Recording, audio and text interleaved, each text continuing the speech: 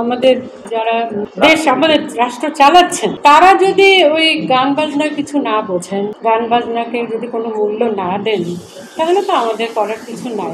লতা মঙ্গেশকরজির পা ছুঁয়ে মোদি সাহেব উনি নমস্কার করছেন, প্রণাম করছেন। তো ওনারা গান ভালোবাসেন এবং গানকে ওনারা কোথায় যে নিয়ে গেছেন সেটা বলে বোঝানো সম্ভব না।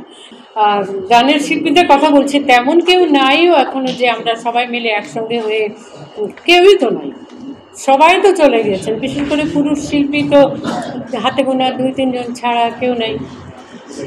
মহিলা শিল্পীদের ক্ষেত্রেও সেই একই কথা, পুরনো কেউ নাই। সুতরাং আমাদের কিছু করার নাই।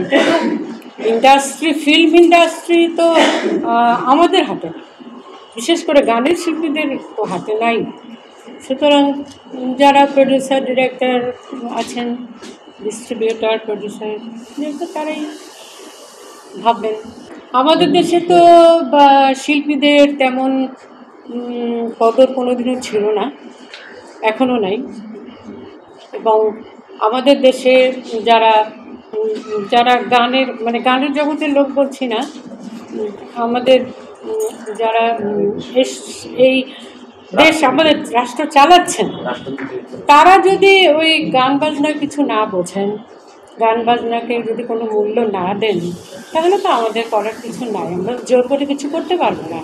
এই তো আমরা দেখেছি যে লতা মঙ্গেশকরজির পা ছুঁয়ে মোদি সাহেব উনি নমস্কার করছেন, প্রণাম করছেন।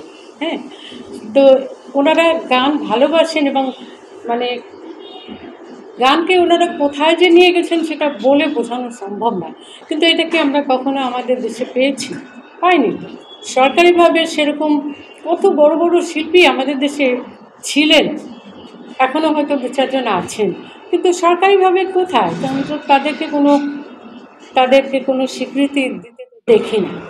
এই যে এত শিল্পী চলে গেলেন, তাদের তো গানগুলো নিয়ে অন্তত আর্কাইভ করে রাখা যেত।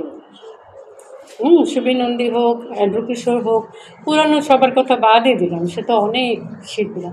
তো এগুলো তো করার কথা কেউ চিন্তা করে না। এটা তো আর আমাদের পক্ষে কিছু করা সম্ভব নয়।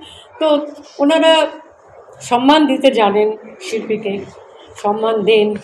আমাদের আশেপাশের রাষ্ট্রের সবাই তো, সুতরাং আমাদের সেরকম কিছু নয়। ফরিদা পারভিনও সেরকম নিভৃতি চলে গেলেন, উনিও সেরকমভাবে। ফরিদা পারভিনের মতো কি আর শিল্পী আসবে? কখনোই না, কোনোদিনও আসেও নি। তো আমাদের দুর্ভাগ্য।